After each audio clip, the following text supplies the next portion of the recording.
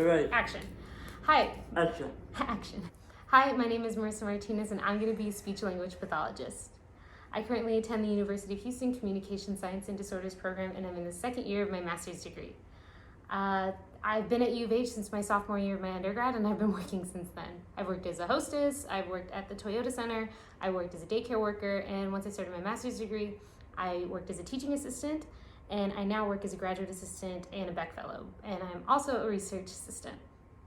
I also work on Fridays, and I work with Pablo here, and we've been working together since my undergrad. We've gotten to know each other really well. We play the Wii, we play Spider-Man. Yes. And we watch a lot of movies together. I provide respite for his family through Easter seals. And with 5 out of the 6 of us in my family in college or in some type of schooling, things can get kind of busy and things can get kind of tight. So we all do what we can to make our ends meet. You wanna say bye? Bye. So to answer all the Feels questions, I've had to move into my dad's office away from my family and away from the rain and mosquitoes outside. So you get an inside look at where I've been doing teletherapy all of COVID. So that also leads me into what it means to be an SLP. So I've combined some of these questions to fit it into the time constraint.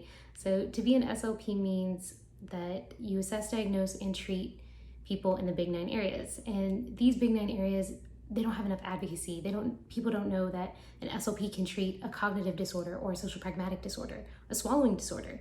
And I feel like that is an area where I would want to be more proactive in the healthcare world and make a change, because people should know that if you are having a cognitive deficit or a swallowing disorder, you can see an SLP for help. They're able to treat those disorders. And that leads me into why I wanted to be into the healthcare world, because you get to help people, you get to work with people, you get to give so much, but you also get to get so much. I've learned something from every single one of the clients I've had. I live in Houston, a really diverse area, and people come from all over the world, from different backgrounds, from different areas, socioeconomic status, all of it. And every single one of them, I've walked away a better human being. And that goes into my 5, 10, 15-year plan as well. I would like to implement or be a part of implementing a intensive comprehensive aphasia program in Houston for people who are post-stroke with aphasia. And these programs, I've done a lot of research on a professor of mine. These programs, they don't have that many guidelines. They're very new. So there isn't really a lot of research as to what is helping, what kind of client is benefiting, and the amount of treatment that is necessary. And throughout my studies, I've seen things across the board be all over the place. So this is something I would like to be a part of and like to do in 5 to 10, 15 years on top of advocacy with those big 9 areas and just overall treatment and continuing to work with patients, because it's just very rewarding. And all of that falls into my motivation. I'm motivated by all clients that I've had and all the clients I want to have.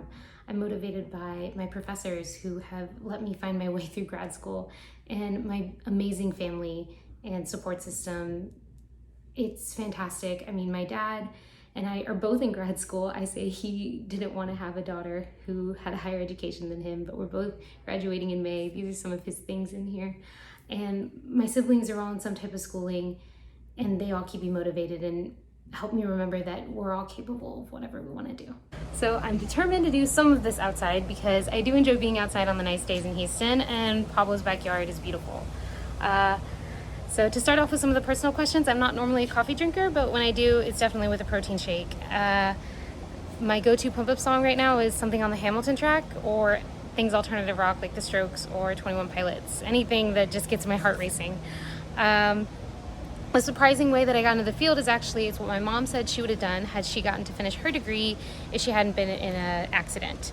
But I've kind of turned it around and made it my own, and it's surprising her because I want to work more with adults and geriatrics instead of kids like she wanted to do.